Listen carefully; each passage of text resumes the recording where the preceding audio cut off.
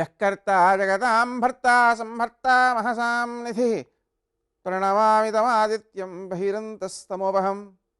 నేటి కాలమాన విశేషాలను గమనిద్దాం. స్వస్తి శ్రీ చాంద్రమాన ఖరనామ సంవత్సరం ఉత్తరాయణం శిశిర ఋతువు మాఘమాసం శుక్లపక్షం ఆదివారం.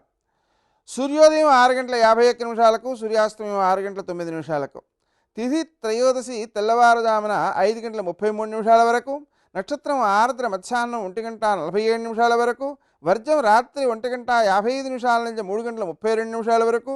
దుర్ముహూర్తం సాయంకాలం 4:35 నుంచి 5:23 వరకు. అమృతకాలం లేదు. రాహుకాలం ఆదివారం కాబట్టి సాయంకాలం 4:30 నుంచి 6 గంటల వరకు. నేటి విశేషం వరాహ కల్పాది, అలాగే ప్రదోషకాలం కూడా ఉంది. విశేషించి త్రయోదశి.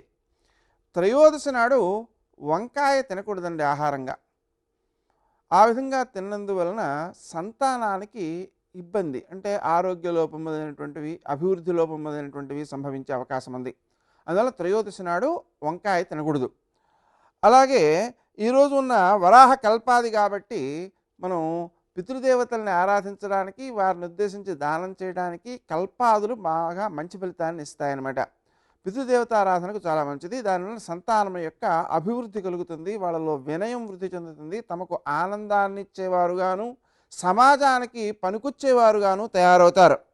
ఇక ప్రదోష సమయం ఉంది కాబట్టి సాయంకాలం సూర్యాస్తమయం అయిన వెంటనే ప్రారంభం చేసి ఒక 48 నిమిషాల పాటు శివారాధనకు వినియోగించినట్లయితే ఉత్తమ ఫలితాలు సంభవిస్తాయి.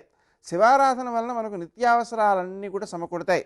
ఆరోగ్యం, ఆయుర్దాయం, అలాగే అపమృత్యు దోష పరిహారం, జీవశక్తి, విఘ్నరాహిత్యం, జ్ఞానం, ఆహార సౌకర్యం, ధనము మొదలైనటువంటివన్నీ కూడా కలుగుతాయి అన్నమాట.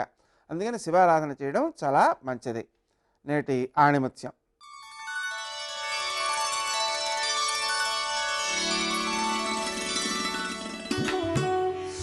అపవిత్రమైన మనస్సుతో ఆధ్యాత్మిక కార్యక్రమాలు ఎన్ని చేసినా నిరుపయోగమే అవుతాయి.